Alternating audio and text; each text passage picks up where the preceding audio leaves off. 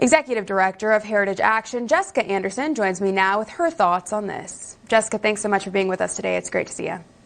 Thanks for having me. Of course. So I just think it's mind-boggling that the people who are simply saying boys and girls have different physical differences are now this insane group of crazed, fringe, right-wing conspiracy theorists. I mean, why is this happening? So the trans activist movement across the country has gained so much steam over the last really 3 years, but I would argue 18 months, because they put figures like we just saw with Leah Thomas's plea to put comments for the Biden administration's Title IX rule front and center. They're trying to give a face to this movement. And we've always known that the trans activist movement is real, of course, but what we're talking about is a very, very small percentage of the American population that is dictating the rules and changing how games are played, how policy is made across the country for the rest of all of America. And not only is it concerning to see videos like we just saw, but it leaves out the whole other side of the debate, which is what about opportunity for women? What about the opportunity for girls that are seeking scholarship and advancement opportunities? They're completely shut out, as Leah Thomas did, to those and pushing them down on the second and the third podium. There was no conversation about that, no understanding of Americans across the country that at the end of the day just simply want to protect and acknowledge the fact that men are men and women are women, and as such we should protect sports and we should protect the opportunities that come from it. Absolutely. It seems pretty basic and common sense to me, but I don't know, it seems to be so controversial these days, and it's just devastating. Now let's dig into this GOP bill that the White House is threatening to veto. What pseudo-arguments do they even have to make this decision?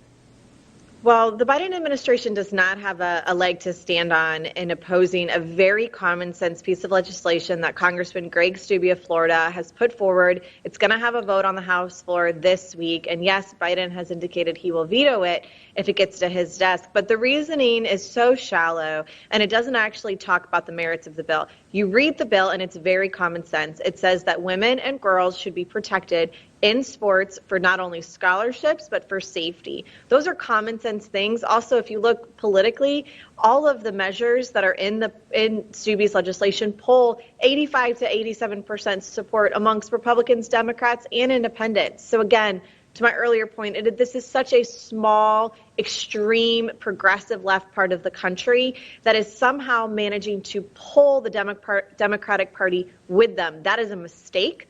Biden should say no to the most extreme parts of his party and actually stand up for women and girls instead of vetoing Steube's very common sense piece of legislation. He absolutely should, and it's just sad that time and time again he's caving to this fringe minority group that is such a small percentage of the population. But the Biden administration seems to make it as though they are the majority, which I just can't seem to understand. But anyway, these fringe group of people are now protesting. They recently burned a Michael Knowles doll rather than doing anything that could be potentially constructive. How is this normal and supposedly sane group getting away with this, and what does this behavior suggest?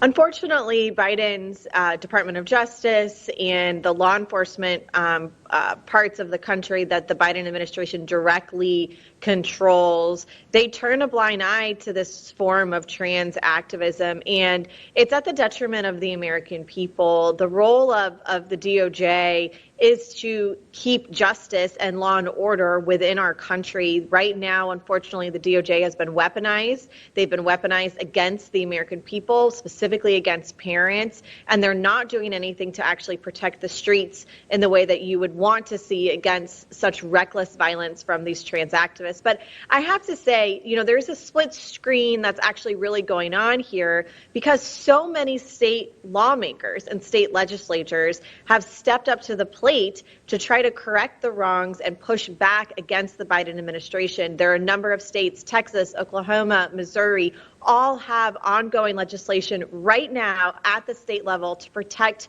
girls and protect women in sports. That's huge. That's on top of Kansas, what we just saw earlier this month, where they actually had enough votes in the legislature to override their Democrat governor's veto of that same bill. So I do think some of the Overton window, as they would say, for this policy is shifting, and state lawmakers, coupled with the role that the federal government is doing this week in the Republican-controlled House, they're trying to take these reins back and provide legislative solutions to protect women and girls, which is spot on. Yeah, it's great, and I'm so glad so many people are standing up and fighting back against this because it is so critical, and it just goes to show if we don't take action, this will continue to be pushed forward. So that is definitely great to see. Jessica, could you tell us a little bit more about your organization and what you guys are doing to resist during this time? Well, just as Leah Thomas urged those on the left to drop in comments trying to expand the scope of the Title IX rule, we're actually leading an effort on the right now today where you can drop in comments to that same rule that they were talking about, which gets to the heart of what the regulatory apparatus is going to be around Title IX. So check us out, heritageaction.com. You can leave your own comment supporting women and girls in sports. This is just one of the many issues that Heritage Action focuses on. We're 2 million plus grassroots activists all across the country committed to common sense conservatism and fighting for freedom at the state and federal levels. So thanks for having me on today. Absolutely. Thank you so much for joining us, and thank you for all the great work you're doing. Keep it up. Thanks. Take care.